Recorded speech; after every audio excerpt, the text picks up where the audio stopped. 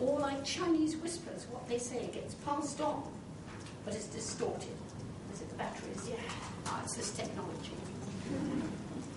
They are denied choice when midwives are rushed off their feet trying to care for 3 or 4 women in labour at the same time. So yes, the shortage of midwives contributes to this. When midwives and mothers challenge the system, refuse to cooperate with management that treats us as products on a conveyor belt, we can work together to create an environment for birth in which a woman grows in self-awareness and self-confidence and can make informed choices and informed refusal, can discover also the sexual energy of birth, from which a woman enters on motherhood responsive and enjoying her baby and enriched as a person.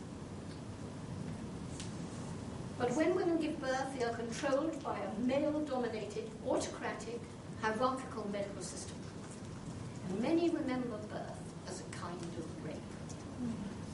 In challenging the male model of childbirth and offering women the knowledge they need to make informed choices between alternatives, to question medical authority and develop self-confidence, we strive to reclaim our bodies in childbirth, to take birth back for women.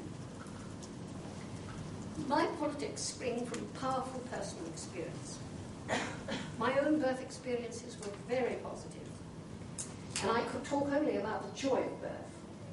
Yet, of course, it is vital to go beyond the purely personal and specific. I spend much of my time listening to women who have been subjected to violence in childbirth.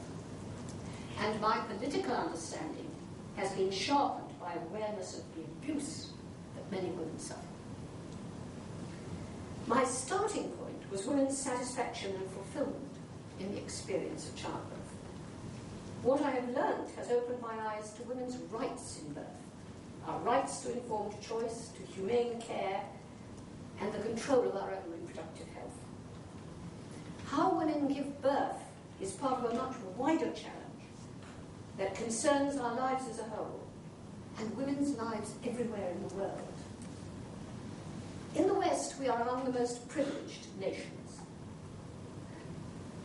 Abortion or childbirth, together these account for nearly half of all deaths among women of childbearing age in impoverished countries. I don't know how many of you have read the report Deadly Delivery from Amnesty International about the USA. The risk of death from pregnancy-related causes is greater than in 40 other countries. Afro-American women there are more than 5 times as likely to die as white women. For over 20 years, maternal mortality has actually increased from 6.6 per 100,000 live births in 1987 to 13.3 in 2006. More than twice as many women died. The concept of freedom in childbirth must mean more than freedom from pain or freedom to do our own thing. It means a whole range of reproductive freedoms for women everywhere. Freedom to choose whether or not to have a child in the first place, the right to free contraception, to safe abortion, freedom from compulsory sterilization, the right to adequate health care, freedom from exploitation by multinational companies who dump drugs and offer gifts of formula milk to new mothers, with the result that lactation fails and their babies die from dehydration and diarrhea. In the same way, the concept of freedom is not simply a matter of personal choice, but the social and political structures within which choices can be made. How are we doing for time? Because I don't want to overrun. We all right? Oh, that's lovely. So let me ask the question, what are women learning about birth? Before I started writing books about birth, other books consisted of exercises on breathing, relaxation, and pushing. And they were written by physiotherapists or obstetricians. Grantley Dick Reed, whom I got to know quite well, wrote from a kindly doctor's perspective. He aimed to teach women to relax and have no fear of birth. Of course, there was no mention then of making informed choices. French psychoprophylaxis derived from Pavlov's research with salivating dogs. And the American Lamar's method, which rose out of it, was an athletic undertaking based on self-mastery. The disciplined elimination of pain by breathing, and concepts of success and failure. Again, nothing about choices or being able to select the place where you gave birth or the care you received. And in those days, a woman's body was hidden. The pregnant body was shameful, even disgusting. My first book made the birthing body shockingly visible. I submitted it to Victor Gollancz.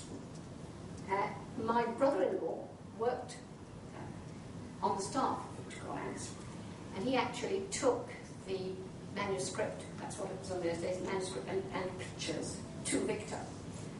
And Victor summoned Hilary in and said, "I have on my desk a photograph of your sister-in-law's private parts."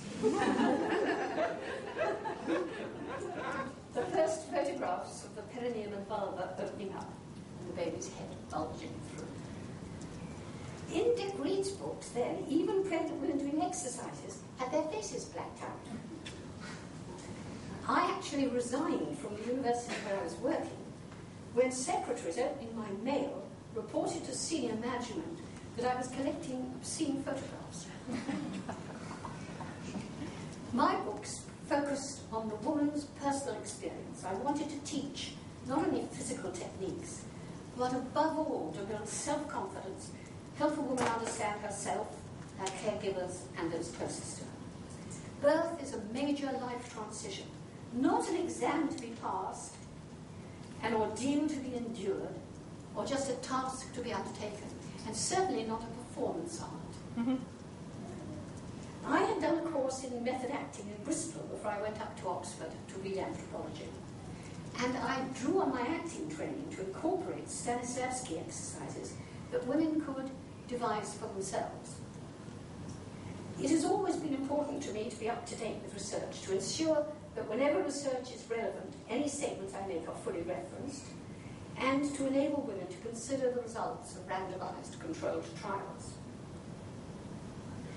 Midwife care, home birth, and later labour in water, obstetric and midwife interventions, and hospital protocols in the conduct of labour, understanding the effects and side effects of induction, clock-watch labour, and routine episiotomy are topics I've explored.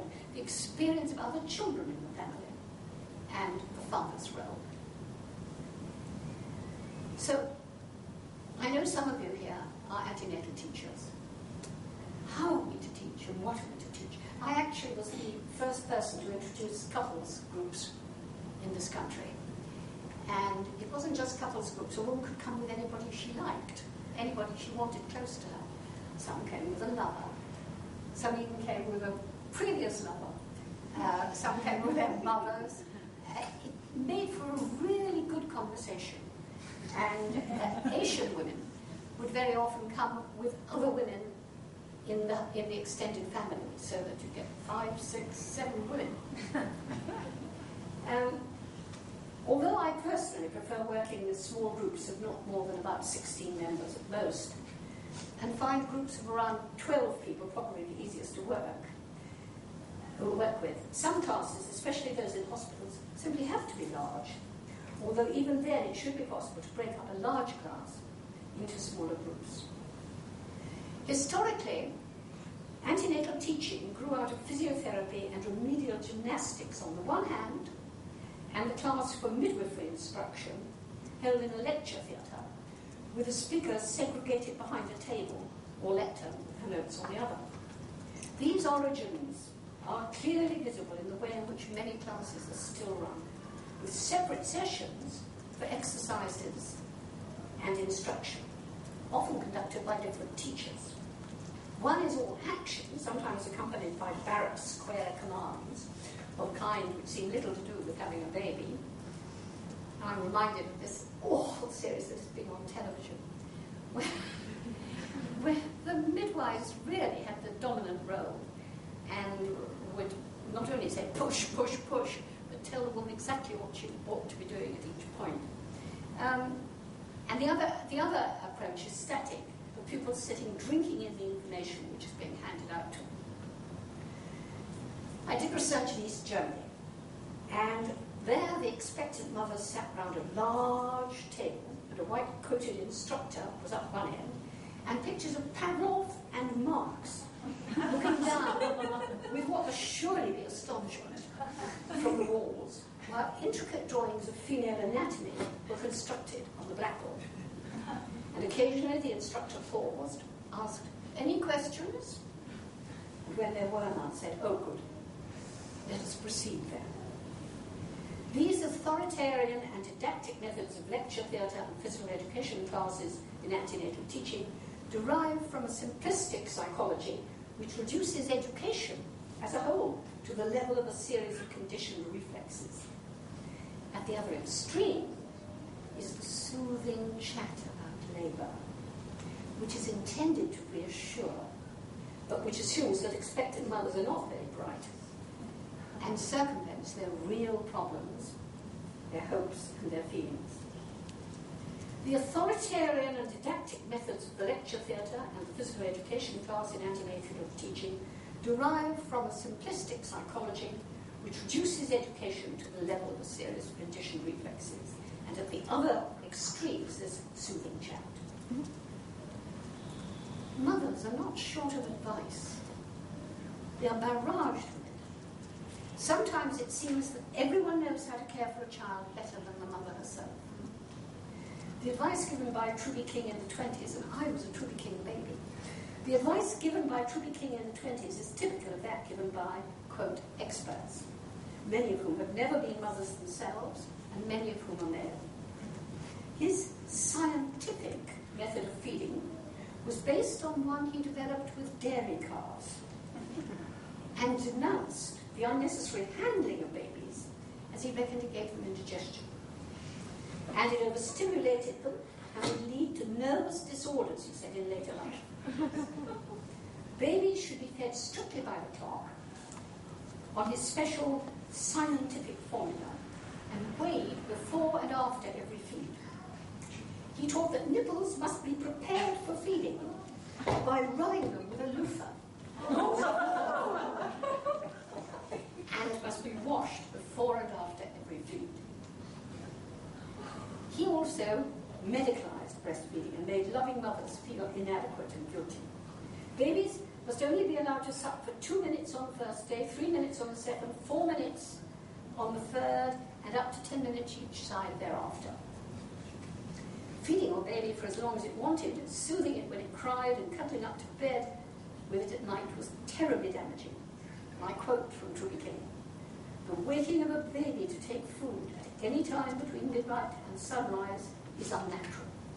Any baby can easily be spoiled and made a cross, fretful, exacting little tyrant." And a modern example of that teaching is, of course, Gina Ford, who was threatened to sue me.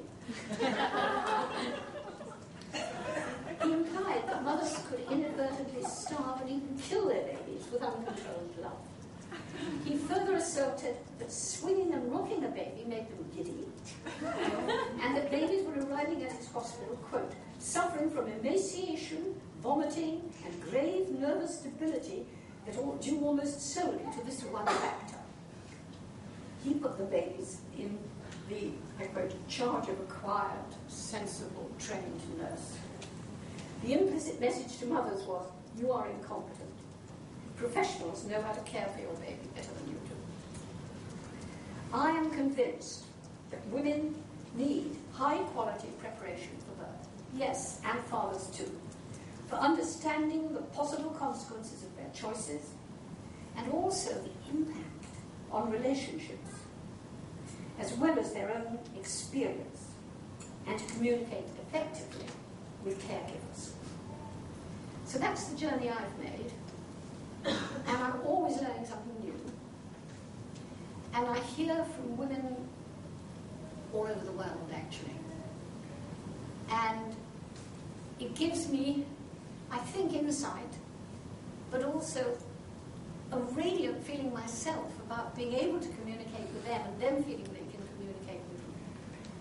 And that includes when things have gone badly wrong and when women are distressed about the way they were treated in childbirth, and those who come out of childbirth feeling exuberant, as I was fortunate to do.